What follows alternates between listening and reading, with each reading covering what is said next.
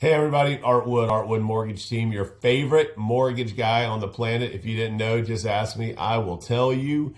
Got lots of stuff to talk about today. Going to talk about inflation, number one. We're going to talk about crappy clickbait articles, number two, and employment, number three. So last week, we had the CPI number and PPI number come out, and they both came in under expectations. Inflation went up a little bit. From basically 2.3 to 2.4, but is expected to go up 2.5. So it actually did well. The month over month number went from 0.1, or it was expected at 0.2 and came in at 0.1. So super excited about that. The market reacted nicely. And as you always know, the Fed is looking for opportunities to manage expectations. And that's going to be through interest rates, I should say through inflation and through jobs reporting. And talking about jobs reporting,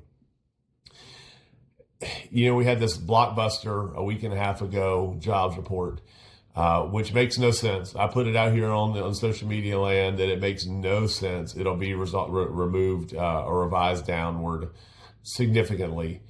But that's the only place that we're seeing, that BLS jobs report, the big one, first Friday of the month. That's the only place that we're seeing job growth.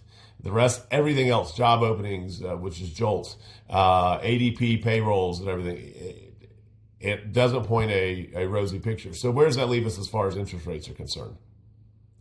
Hopefully, the Feds will get to stepping a little bit, because inflation's ultimately done. I mean, we're at 2.3%. Our we'd gotten up to like 6, 9, something like a couple of years ago, and now we're back down to really close to 2, which is their target. And what the Feds don't want to do is be behind the ball. They were behind the ball on inflation, so you don't want to be behind the ball and not cut soon enough, and all of a sudden then jobs and everything's out of whack. So we got to fix that. But the other thing I want to talk to you about, try to keep this under 3 minutes, is you may have seen an article that there's 500 more sellers now, 500,000 more sellers than there are buyers. There was a Redfin article out last week, and I'm just here to tell you it's probably horse poo-poo. If you look at what Redfin is announcing, it's 1.9, almost $2 million listings out there. And Realtor.com, you know how many listings that they show? They show 1 million listings. And they both claim to get it from the MLS, multiple listing services. So which one's right? Is it the clickbait article that's trying to spur panic, which media likes to do? And this same economist that put this out, they said, oh, and we're going to have 1% depreciation in the housing market in 2025, and it's going to be flat in 2026, and it's going to be 1% appreciation in 2027. Well, folks, if there's 500 more sellers than there are buyers, that would be a much deeper depreciation than 1%. So it sounds like that person, that Redfin person, just kind of phoned it in.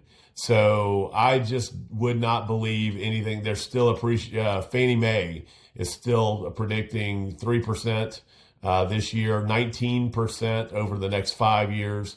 So it's still a great time to buy a house. I just don't want my realtor partners or our clients, getting in the habit of going, well, I'm going to wait and see these things come down, because house prices are not going to go down, especially here in Atlanta.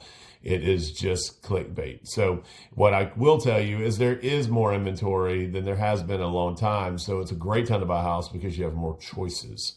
And you've got a little more negotiation power. So I did not make 3 minutes at all. It is a little over 4 minutes. I appreciate you listening to Artwood Mortgage Team, and I will turn your mortgage into a work of art.